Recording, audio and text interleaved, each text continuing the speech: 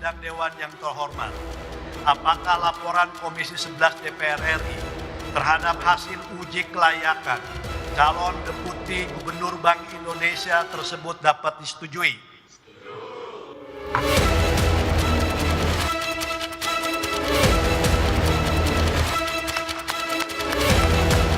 DPR RI mengesahkan Thomas Djiwandono jadi Deputi Gubernur Bank Indonesia periode 2026-2031 melalui rapat paripurna di Senayan. Sebelumnya, Thomas Djiwandono dinyatakan lolos dalam uji kepatutan dan kelayakan di Komisi 11 DPR. Usai disahkan, Thomas berjanji akan menjaga independensi Bank Indonesia serta menyelaraskan kebijakan fiskal dan kebijakan moneter. Melewati fit and proper itu melalui dan mengikuti segala peraturan dan perundangan yang sudah ada. Di sini saya ingin sampaikan sekali lagi komitmen saya untuk menjaga independensi Bank Sentral dan juga seperti saya katakan kemarin di proses fit and proper menyelaraskan kebijakan fiskal dan moneter.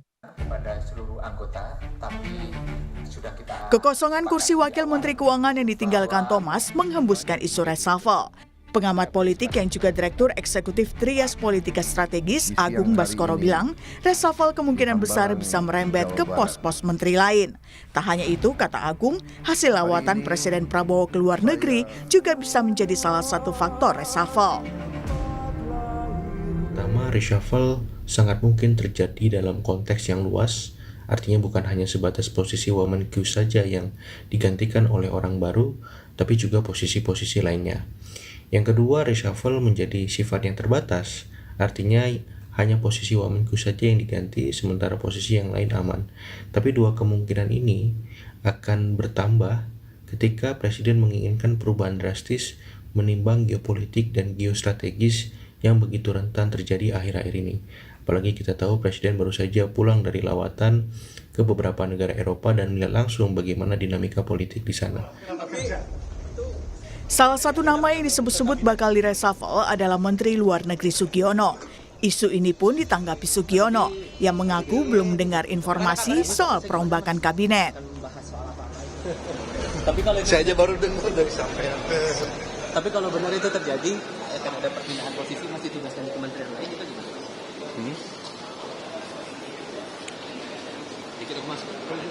Pak.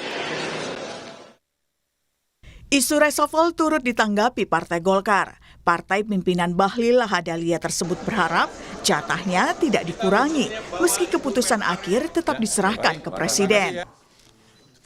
Kalau reshuffle itu yang tahu cuma Presiden sama Tuhan. Jadi jangan tanya kami. Sampai detik terakhir juga pasti nggak ada yang tahu. Tapi kita berharap nambah. Ya, kalau Golkar sih maunya yang terbaik lah, karena Golkar punya stok kader yang mumpuni. Ditambah apalagi lebih bagus gitu loh. Jangan dikurangin gitu loh. Tapi kalau soal reshuffle ya itu haknya Presiden. Lalu apakah reshuffle kabinet akan benar terjadi? Siapa yang bakal masuk atau bahkan tersingkir dalam lingkaran pembantu Presiden? Tim Liputan, Kompas TV.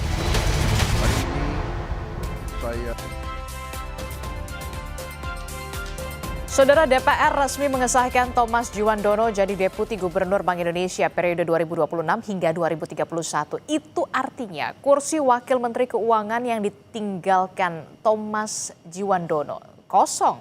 Seiring dengan itu pun muncul pula isu perombakan alias reshuffle kabinet. Lalu pertanyaannya, benarkah kursi Wakil Menteri Keuangan yang kosong ini bakal jadi momentum Prabowo untuk merombak posisi para pembantunya? Kita akan bahas soal ini bersama dengan sejumlah narasumber yang sudah hadir melalui sambungan daring. Ada Sekjen Partai Golkar, Pak Sarmuji, kemudian ada anggota DPR RI dari fraksi PDI Perjuangan, ada Bung Andreas Hugo Pareira, dan juga ada pengamat politik dari Universitas Padjadjaran, Mas Kunto Adiwibowo. Selamat pagi, Assalamualaikum Bapak-Bapak. Waalaikumsalam. Waalaikumsalam. Ya, saya tertarik tadi dengan pernyataan Bung Melkias Markus Mekeng yang mengatakan bahwa ya kalau Partai Golkar kalau bisa ditambah jangan dikurang. Nah ini bagaimana nih? Apakah memang sudah menyiapkan kader-kader terbaiknya begitu ya untuk kalau memang diminta untuk mengisi salah satu posisi menteri atau kemudian ya jangan dikurangi? Ya, kita sebenarnya tidak dalam posisi mempersiapkan untuk kepentingan reshuffle ya. Karena reshuffle-nya sendiri kita sampai saat ini belum ada kabar ke kami belum ada kabar. Sama dengan yang tadi disampaikan oleh Pak Sugiono tadi itu. Kita juga belum ada kabar tentang reshuffle. Jadi kami tidak mempersiapkan apa-apa sebenarnya. Bahwa kemudian ada wamen yang kosong. Ya, wamen yang kosong itu belum tentu merupakan indikasi adanya reshuffle. Kapan hari juga ada wamen yang kosong, misalkan karena nol kena masalah. Tapi itu tidak menjadi penyebab reshuffle. Kami meyakini reshuffle atau tidak reshuffle ya tergantung apakah presiden membutuhkan perubahan terhadap komposisi kabinet apa tidak. Sifat reshuffle kan juga banyak. Sifat reshuffle itu bisa mengganti, bisa menggeser, bisa apa namanya memperkecil, bisa memperluas dan sebagainya. Jadi kami dalam posisi yang standby saja. Kami tidak menyiapkan diri, tapi kami juga tidak apa namanya tidak melakukan sesuatu gerakan tambahan untuk kepentingan reshuffle ini karena reshuffle-nya sendiri kami belum mendengar secara resmi. Oke, karena belum mendengar secara resmi, tapi posisinya standby saja begitu ya. Tapi ya kalau bisa jangan dikurangi ya kalau dari Partai Golkar, sesuai dengan pernyataan Bung Melkias, begitu ya Pak Sarmuji? Ya kader kita banyak dan kita saat ini menjadi penyangga utama di jajaran kabinet ya. Di parlemen kita juga merupakan kursi terbanyak dari seluruh koalisi yang ada. Kader memang banyak kita kalau kader. Oke, saya ke PDI Perjuangan. PDI Perjuangan pasti sudah melihat soal posisi Wakil Menteri Keuangan yang kemudian saat ini kosong, begitu ada potensi menggeser, mengganti atau mengisi. Nah, untuk di PDI Perjuangan, sudah ada pembahasankah di internal soal ini? Bukan Ras? Ya, Adisti, kalau di PDI Perjuangan, ya terus terang kalau saya lihat lebih jujur kita lebih memperhatikan isu-isu ya kalau berkaitan dengan ini untuk isu yang ya karena presiden baru pulang dari luar negeri, presiden menyampaikan pidato yang menarik di Davos berkaitan dengan ya Prabowonomics ya. Saya kira itu lebih ya buat PDI Perjuangan itu lebih menarik untuk dilihat kenapa rakyat menunggu perubahan-perubahan, perbaikan-perbaikan ekonomi di kita sehingga ini berjalan situasi ekonomi kita, investasi kita bisa berjalan lebih baik gitu. Apalagi dengan pergantian menteri ini ya tentu posisi ya pos menteri dan deputi Wakil Menteri dan Deputi Bank Indonesia ini kita harapkan ini akan menjadi lebih baik untuk rakyat gitu. Itu jauh lebih menarik ketimbang posisi-posisi menteri atau siapa yang menggantikan siapa karena ya itu isu elitis gitu. Isu yang tertarik itu ya partai politik atau elit-elit politik gitu. Kalau PDI Perjuangan lebih tertarik dengan isu untuk kepentingan rakyat. Juga kemudian ya sekarang bencana yang masih juga harus penanganan yang continue. Nah itu menjadi perhatian dan menjadi pembahasan PDI Perjuangan. Kalau soal reshuffle itu ya wilayah wewenang presiden untuk mengganti atau tidak mengganti karena juga wakil menteri itu udah banyak juga gitu. Kalau di Kementerian Keuangan kan ada 2 kalau tidak salah wakil menteri ya mungkin bisa menangani tugas yang bersamaan.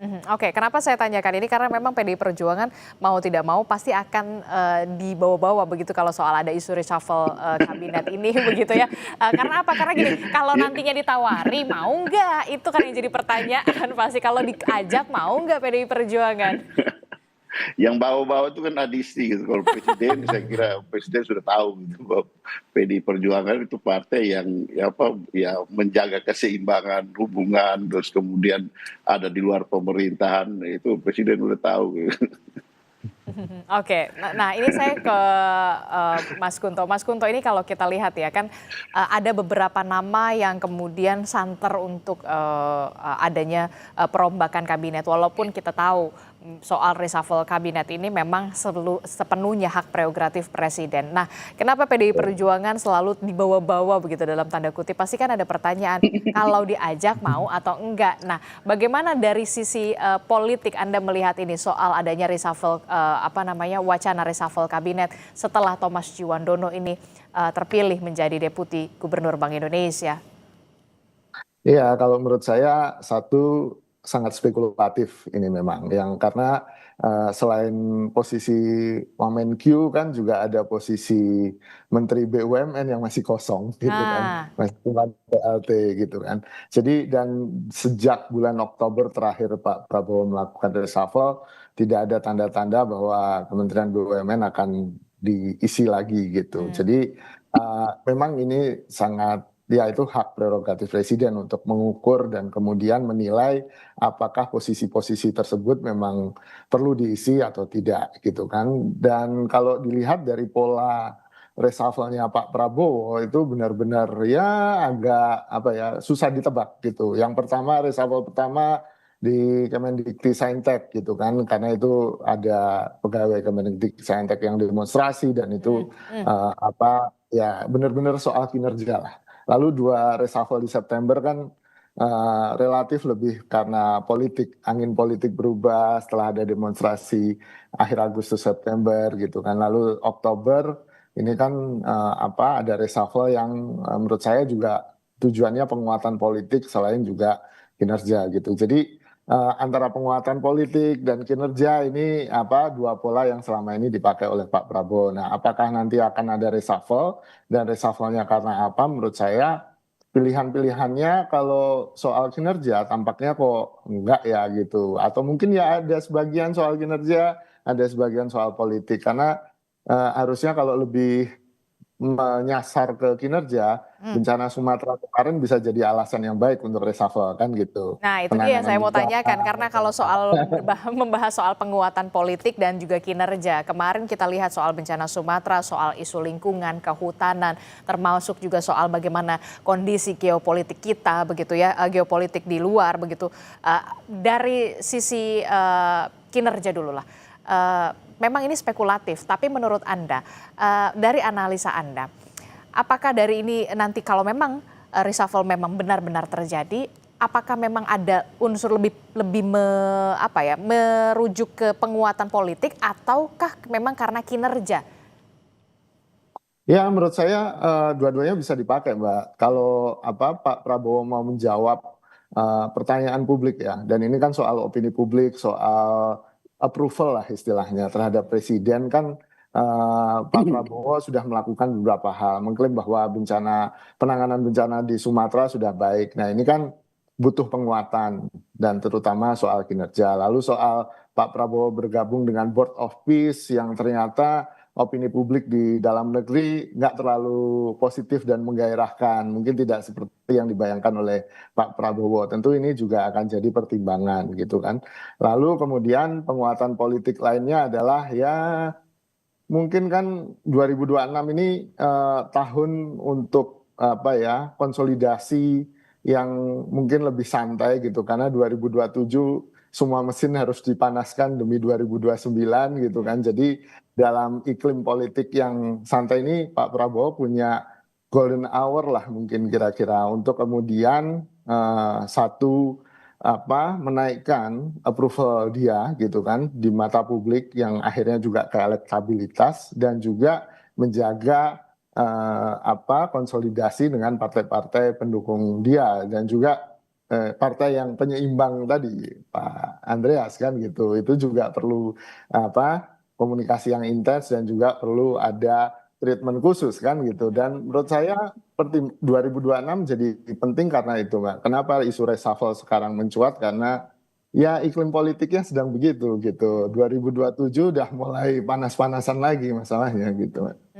Oke, saya tertarik dengan kalimat Anda tahun konsolidasi begitu, baik itu untuk konsolidasi keluar begitu ya, untuk internasional maupun ke dalam, termasuk juga soal PDI Perjuangan untuk kemudian bisa merangkul kembali. Nah, bagaimana Anda melihat ini, kemungkinan ini, potensi ini, adakah ke arah sana?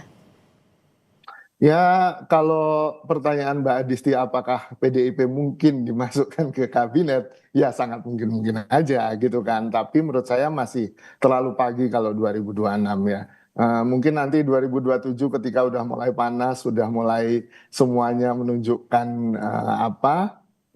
mesinnya, nah itu kemungkinan ada alasan yang cukup untuk kemudian apakah Pak Prabowo kemudian memasukkan PDIP ke dalam partai pendukungnya atau tidak kan gitu, atau PDIP justru nolak kan gitu. Menurut saya tahun ini masih terlalu dini untuk berspekulasi tentang itu. Kita tunggu akhir tahun ini atau 2027 lah, mungkin akan lebih kelihatan gitu Mbak. Oke, bagaimana tanggapan Anda Bung Andreas Hugo terkait dengan prediksi ini 2026 ya paling akhir, kemudian 2027 baru ada potensi atau kemungkinan ke arah sana. Bagaimana? Ke arah mana, Adisti? Ya, untuk bisa masuk ke dalam pemerintahan dan menempati posisi ajakan-ajakan pemerintahan. Ya, saya juga jadi pengamat di sini ya, Pak Adisti. Dalam arti memberikan tanggapan terhadap pengamat ini, Mas Kunto. Ya, kalau dari amatan saya, konfigurasi politik Pak Prabowo sudah kuat gitu. Jadi ya sudah cukup kuat dalam arti ya dukungan-dukungan kan sudah sangat kuat gitu. Sehingga ya saya kira Pak Prabowo juga pasti tidak memikirkan untuk ya PDI Perjuangan itu bergabung, karena PDI Perjuangan juga sebagai partai penyeimbang yang berada di luar memberikan pandangan-pandangan second opinion ya.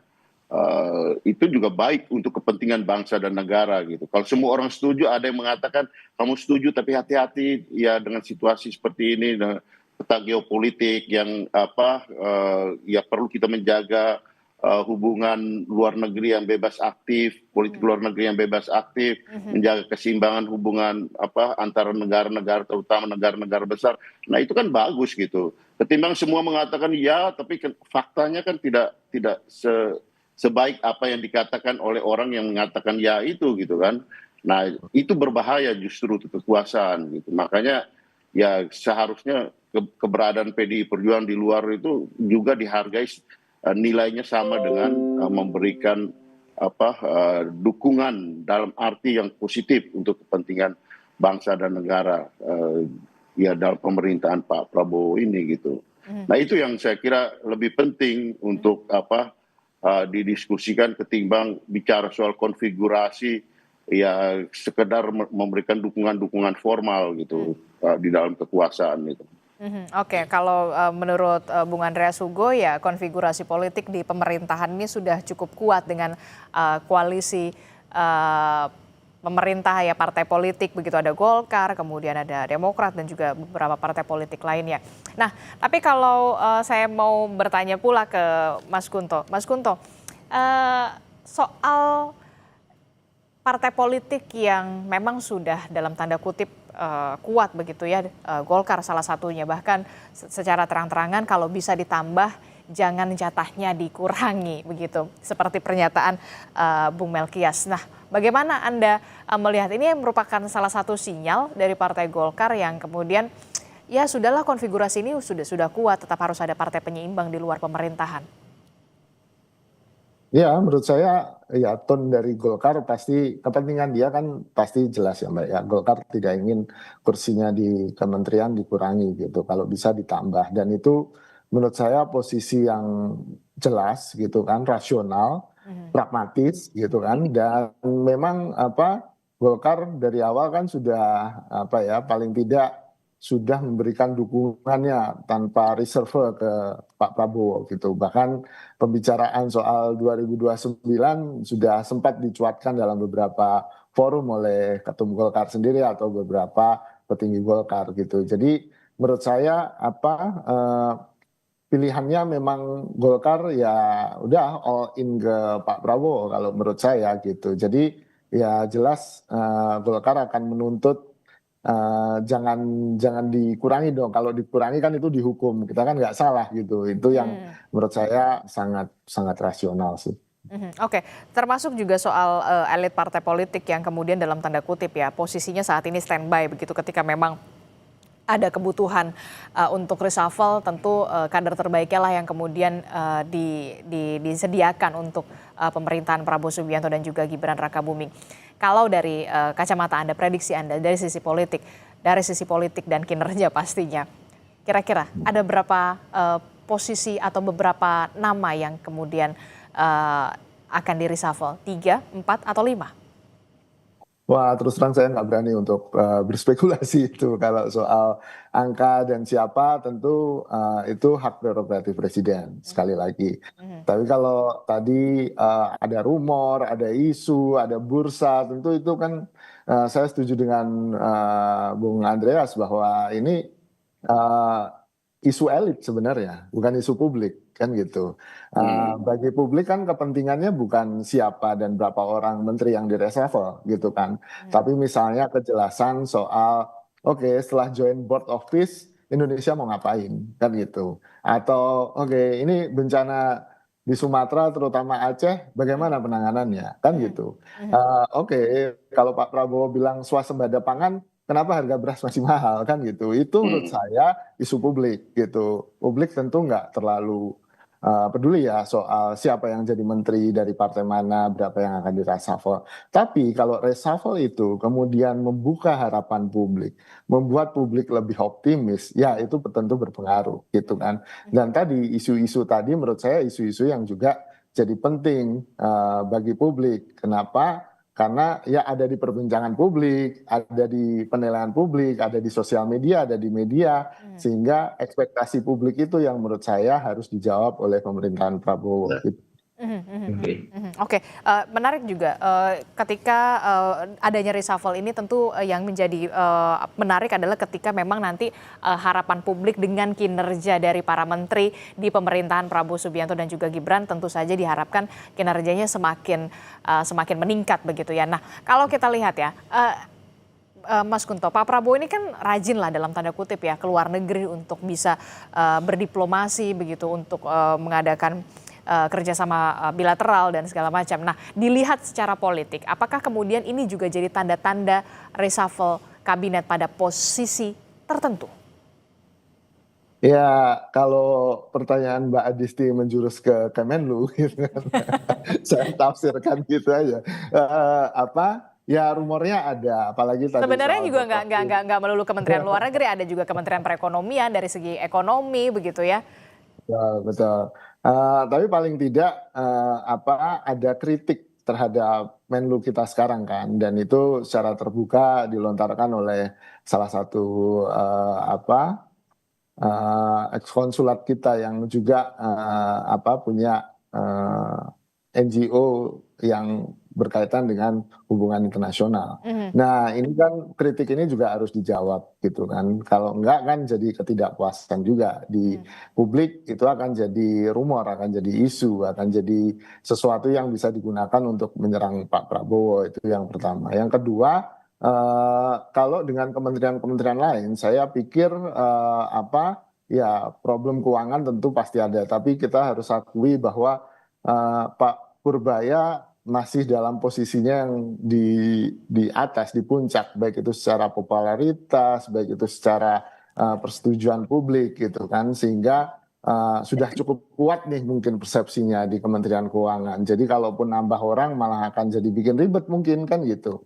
Lalu di sisi soal penanganan bencana kan itu juga jadi problem besar ya, bagaimana gap antara klaim pemerintah dengan situasi di lapangan yang beredar di media sosial itu masih jadi perbincangan publik sampai hari ini gitu kan. Bagaimana Aceh yang suplai air bersihnya juga belum pulih dan segala macam. Nah, itu kan jelas ada Kementerian PU di sana, ada Kemenko PMK di sana, ada banyak lagi Mentrans dan segala macamnya yang juga harus ikut bertanggung jawab. Nah, ini kan masalahnya bagaimana Pak Prabowo menilai kementerian mana sih yang paling bertanggung jawab yang ketika itu di reshuffle akan jadi critical mass untuk kemudian bergerak untuk memperbaiki itu. Itu sih Mbak. Oke, lalu kemudian seberapa pentingkah kemudian seorang presiden bisa mendengarkan keluhan dari masyarakatnya soal taruhlah kemudian soal di bidang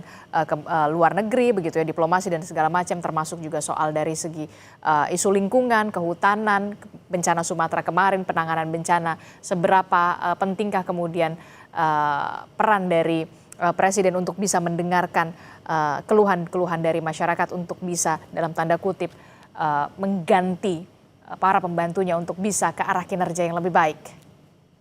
Ya pasti jelas penting ya Mbak ya. Yang pertama kalau dari beberapa isu itu luar negeri mungkin yang paling rendah, karena kalau kita lihat di beberapa survei, dan ini nggak hanya di Indonesia, di seluruh dunia bahkan Amerika Serikat, kebanyakan publik atau pemilih atau populasi atau rakyat itu tidak terlalu peduli dengan isu luar negeri. Kecuali memang ada perang, kemudian ada konflik yang tajam gitu kan. Jadi isu luar negeri itu nggak akan jadi isu utama, tapi itu akan jadi isu penting ketika terkait dengan negara kita gitu. Yang kedua, mungkin menurut saya isu bencana juga sifatnya locality gitu kan. Ada bencana di beberapa daerah, nggak nasional. Tapi kalau concernnya menjadi concern nasional, itu akan jadi isu yang sangat besar gitu. Dan isu yang terus ada dan nggak mungkin turun gitu kan. Mungkin kesalip dikit gitu, tapi terus ada ya isu ekonomi. Gitu. Ya, isu ekonomi itu akan terus ada, baik itu soal harga barang, pengangguran gitu kan, lapangan pekerjaan, itu yang menurut saya harus diadres secara benar-benar serius oleh pemerintahan Prabowo. Mungkin itu. Oke, saya terakhir ke Pak Sarmuji. Pak Sarmuji, Golkar juga punya posisi yang kemudian cukup banyak ya dalam tanda kutip untuk di pemerintahan Prabowo Subianto dan juga Gibran. Dari sisi ekonomi, kemudian ada beberapa posisi-posisi strategis yang kita tahu, Pak Sarmuji. Bagaimana peran Partai Golkar untuk bisa kemudian dalam tanda kutip standby saat ini posisinya untuk masih wacana reshuffle kabinet, termasuk juga soal reshuffle kabinet ya memang hak prerogatif dari presiden. Tapi kalau dari Partai Golkar sendiri? Ya, masalah reshuffle ini sebenarnya bukan hanya urusan hari ini ya. Kita mungkin bisa melihat satu persatu kinerja kementerian hari ini. Tetapi bagi seorang pemimpin, bagi seorang presiden, reshuffle itu bisa jadi urusannya adalah urusan apa yang ingin ditargetkan presiden dalam jangka setahun berikutnya atau 2 tahun berikutnya. Antisipasi terhadap keadaan luar negeri, atau antisipasi terhadap dinamika perekonomian atau dinamika politik. Semuanya memungkinkan untuk dinilai, direview oleh presiden. Dan sebenarnya kalau mau jujur, tanpa alasan apapun presiden punya kewenangan untuk melakukan reshuffle. Karena presiden membutuhkan satu tim yang kompak yang bisa menuju dalam satu titik yang sama. Kementerian-kementerian itu kan sifatnya sektoral ya. Tetapi dia harus dipandu untuk menuju dalam satu titik yang sama. Menyatukan visi inilah yang kadang-kadang harus direview setiap secara periodik. Hasil review itu bisa menjadi alasan juga untuk melakukan reshuffle, bahwa semua kementerian harus menuju satu titik yang sama, satu visi yang sama yang diinginkan oleh presiden. Tetapi alasan apapun sah presiden untuk melakukan reshuffle jika itu memang ada reshuffle, tapi kami sendiri belum mendengar itu akan ada reshuffle. Oke, termasuk juga soal review periodik di setiap kementerian, soal kinerja ini yang kemudian menjadi kata kunci ya soal review periodik ini. Terakhir saya mau ke Bung Andreas. Bung Andreas, kalau dari saya mengatakan mitra strategis begitu ya PDI Perjuangan. Bagaimana Anda melihat ini? Jangan sampai kemudian ya memang harus ada review periodik soal masing-masing kementerian yang diisi oleh beberapa para pembantu presiden. Dari kacamata mitra strategis PDI Perjuangan, penguatan politik termasuk juga soal kinerja, soal reshuffle ini. Ya, tadi kan kita bicara soal ya penguatan politik dalam arti dukungan itu menurut saya itu sudah sangat kuat gitu, sehingga menurut saya sih tidak perlu lagi gitu Pak Prabowo berpikir seperti itu gitu. Yang penting sekarang itu adalah kinerja gitu. Ya tadi disinggung juga oleh Mas Kunto gitu. Kemarin saya di dalam rapat ya di komisi ya saya sampaikan kepada Pak Mensesnek gitu bahwa rakyat sekarang menunggu Pak Prabowo intensitas kunjungan ke luar negeri itu cukup tinggi ya. Di dalam tahun kemarin maupun awal tahun ini Pak Prabowo itu ya tentu Presiden punya pertimbangan kenapa beliau harus berkunjung ke luar negeri gitu kan. Tapi buat rakyat, isu yang penting buat rakyat yang seperti apa yang Pak Prabowo sampaikan gitu, bahwa ya dia ingin mempraktikkan di Indonesia Prabowonomics ini gitu kan. Buat rakyat, ya, isu yang penting adalah bagaimana implementasi dan apa yang mereka rasakan gitu. Nah ini kan soal kinerja kan. Nah kinerja ini artinya Pak Prabowo tidak bisa sendiri gitu kan. Mungkin ya tadi seperti disampaikan oleh Mas Sarmuji,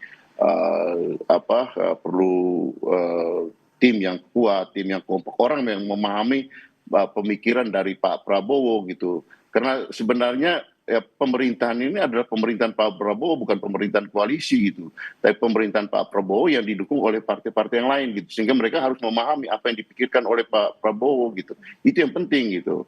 Ya, nah buat kami, buat PDI Perjuangan kita tunggu itu gitu. Bagaimana Pak Prabowo dengan timnya yang kompak ini menghasilkan kinerja pemerintahan yang ya untuk kepentingan rakyat merasakan soal harga tadi, soal lapangan kerja, itu isu-isu publik yang ya PDI Perjuangan concern terhadap isu-isu publik seperti itu gitu. Jadi saya kira disinilah poin positioning dari PDI Perjuangan di dalam pemerintahan ini, dan menurut saya itu baik juga untuk kepentingan bangsa dan negara. Bukan baik juga, tapi memang seharusnya seperti itu. Ada pandangan-pandangan yang lain untuk mengingatkan, termasuk tadi misalnya kita juga mengingatkan soal keterlibatan Indonesia di dalam Dewan Perdamaian Dunia yang dirancang oleh Presiden Trump gitu. Karena dengan situasi geopolitik seperti ini, saya pikir Pak Presiden perlu berpikir ulang gitu terhadap rencana itu gitu. Kenapa? Karena ya kita juga mempunyai politik luar negeri yang prinsip politik luar negeri, doktrin politik luar negeri yang kita pegang yaitu bebas aktif. Dan di dalam prinsip bebas aktif itu, kalau istilahnya Bung Hatta dulu, bagaimana kita mendayung di antara karang-karang kekuatan dunia ini untuk kepentingan Indonesia gitu, bukan terjebak menjadi bagian dari salah satu blok. Itu saya kira hal yang prinsip yang perlu menjadi pegangan buat pemerintah Indonesia gitu. Oke, terakhir saya ingin ke Mas Kunto. Mas Kunto, soal isu atau wacana dari reshuffle ini, apa yang kemudian dari sisi politis? 3 saja, singkat saja. Oke, ya kalau menurut saya itu 1 hak prerogatif presiden, 2 hak prerogatif presiden, 3 hak prerogatif presiden. Jadi memang itu sepenuhnya ada di presiden, walaupun kita bisa berpikir atau berspekulasi atau menganalisis soal hal-hal yang menurut kita penting buat publik dan juga buat negara, tapi mungkin presiden misalnya tadi saya setuju dengan Pak Sarmuji, ya mungkin ke depannya kemana sehingga kenapa Deputi Gubernur BI harus diganti, itu kan jelas itu ke penguatan ekonomi kan gitu. Dan mungkin sektornya tidak lagi di Kementerian Keuangan tapi di BI atau di sektor keuangan yang lain. Dan menurut saya ini ya jelas strateginya presiden yang mungkin kita nunggu transparansinya dan akuntabilitasnya. Kenapa ini dilakukan? Mungkin itu aja. Oke, terima kasih pengamat politik dari Universitas Padjadjaran Mas Kunto Adiwibowo telah bergabung bersama kami. Sebelumnya ada anggota DPR RI dari fraksi PDI Perjuangan Bung Andreas Hugo Parera, dan juga ada Sekjen Partai Golkar Pak Sarmuji telah bergabung bersama kami. Sehat selalu Bapak-bapak. Assalamualaikum, selamat pagi. Waalaikumsalam. Terima kasih. Terima kasih.